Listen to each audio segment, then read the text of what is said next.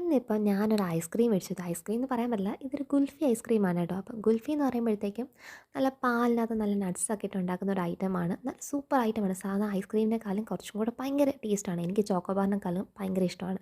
അപ്പോൾ ഇന്ന് ഞാൻ ഇപ്പോൾ ലാസയുടെ റോക്കറ്റ് കുൽഫിയാണ് മേടിച്ചത്. ഓൾമോസ്റ്റ് 50 റുപ്പീസാണ് ഇതിൻ്റെ റേറ്റ് എന്ന് പറയുന്നത്. 50 റുപ്പീസിന് ഇത് കണ്ടപ്പം ആവശ്യം നട്ട്സും ഒക്കെ ആയിട്ടുള്ള പടം കണ്ടപ്പോൾ ഞാൻ വെച്ചാൽ ഭയങ്കര സൂപ്പർ അയക്കുന്നു. അങ്ങനെ മേടിച്ച് കഴിഞ്ഞിട്ട് കഴിക്കാനുള്ള ഒരു എക്സ്പീരിയൻസ് സൂപ്പർ അയക്കുന്ന പ്രതീക്ഷ എടുത്ത് ആദ്യം പാക്കൊക്കെ ഓപ്പൺ ചെയ്തപ്പം അടിപൊളി. കാരണം പ്രതീക്ഷ പോലെ തന്നെ നട്ട്സൊക്കെ ആവശ്യത്തിൽ കൂടുതൽ തന്നെ നട്ട്സൊക്കെ ഉണ്ടായിരുന്നു. നല്ല ക്രീമി ടെക്സ്ചറായിരുന്നു. പക്ഷേ ഇതിൻ്റെ മേളിൽ കോട്ടിങ്ങായിട്ട് ഈ മിൽക്ക് ചോക്ലേറ്റിൻ്റെ ഒരു കോട്ടിങ് പോലെ നല്ല കട്ടിക്ക് തന്നെ ഒരു കോട്ടിങ് ഉണ്ടായിരുന്നു. അതിൻ്റെ അകത്തായിരുന്നു ഗുൽഫി മിക്സ്ഡ്. അപ്പം നമ്മൾ വിചാരിച്ചു ഭയങ്കര ടേസ്റ്റ് ആയിരിക്കും. കാരണം കുറച്ചും കൂടി ടേസ്റ്റ് എൻഹാൻസ്ഡ് ആയിരിക്കും.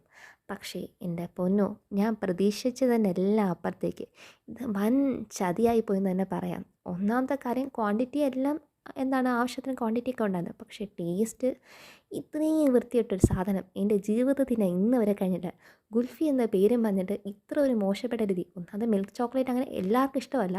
എനിക്ക് പ്രത്യേകിച്ച് വൈറ്റ് ചോക്ലേറ്റിനോട് വലിയ താല്പര്യമൊന്നുമില്ല. ആഗ്രഹിച്ച് മോഹിച്ചൊക്കെ മേടിച്ച് ഗുൽഫി അടിക്കാൻ ഇന്ന് കൊതിയോട് മേടിച്ചുകൊണ്ട് പോയി എനിക്ക് ഇന്ന് ഉഗ്രം പണിയാന്ന് തന്നെ പറയാം. അതിൻ്റെ അകത്തുള്ള സ്റ്റഫിങ് നോക്കിക്കഴിഞ്ഞാൽ ഗുൽഫി മിക്സ് അത് അതിനേക്കാളും കാൽക്കാശിന് കൊള്ളത്തില്ല. ലാസ എന്തായാലും ഇത്രയും ഒരു മോശപ്പെട്ട പണി ചെയ്യേണ്ടായിരുന്നു. ഇതിനേക്കാൾ അന്തസ്സായിട്ട് ഞാൻ വീട്ടിൽ അടിപൊളിയായിട്ട് ഗുൽഫി ഐസ്ക്രീം ഉണ്ടാക്കിയിട്ടുള്ളതാണ്. ഇത് ഞാൻ പ്രതീക്ഷിച്ചില്ല. അപ്പോൾ ആരെങ്കിലും മേടിക്കുന്നെങ്കിൽ ഇതൊന്ന് ജസ്റ്റ് അവോയ്ഡ് ചെയ്യുന്നത് നല്ലതായിരിക്കും കേട്ടോ.